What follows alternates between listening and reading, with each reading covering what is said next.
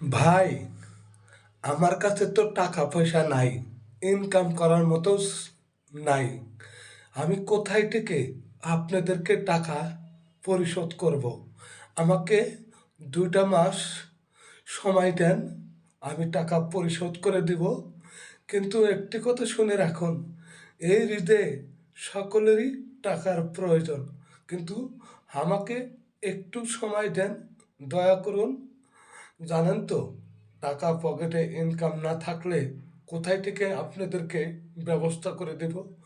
আপনারা কি মাথায় ভারী দিয়ে টাকা নিতে পারবেন? পারবেন না কিন্তু। হয়তো বাইরে গেলে অনেকেই অনেক কথা বলে, সেই লজ্জায় আজ আমি ঘরের ভিতরে ঘরের ভিতরে বয়া থাকি, কারো কাছে মুখ দেখাই না। কিন্তু আমি অনেকের কাছেই টাকা চেয়েছি, কেউ আমাকে টাকা ধার দেয়নি। আজ আমার মনে অনেক কষ্ট। এই ঈদের সামনে আমি যার গাড়ি চালাইছি, সেও আমার হাত থেকে চাবিটা নিয়েছে।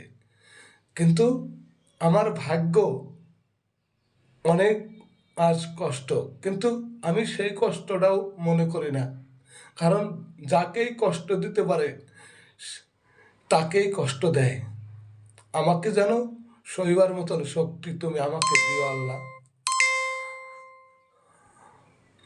কিন্তু আমাকে দয়া করে যারা টাকা পান তাদেরকে বলছি, আমাকে অন্তত 2টি মাস ঈদের পরেই আমি টাকা পরিশোধ করে দেব। কিন্তু আমাকে অপমান করেন না, অপমান করেন না। মানুষ মাত্রই ভুল করে, মানুষ মাত্রই ভুল করে, তার মানে এই না জুলুম করে টাকা নিতে হয়, তা কিন্তু নয়। আমিও কিন্তু অনেকের কাছেই টাকা পাই। কেউ যদি দিতে না পারে, তার থেকে কি মাথায় বাড়ি দিয়ে টাকা নিতে পারবো? বলুন আপনি, বলেন। পারবো না কিন্তু। আমার পাশে দাঁড়াবার কেউ নেই। আমি আমার আত্মীয় স্বজন ভাই বেরাত সবার কাছেই আমি টাকা চেয়েছি, শরম লজ্জায় ভেঙে আমি তাদের কাছে বলছি। তাদের পরিস্থিতিও আমার মতোই, আমার চেয়ে ভালো। কিন্তু থাকলে কি হবে? যদি না দেয় তো জোর করে কোনো জিনিস নেওয়া যায় না।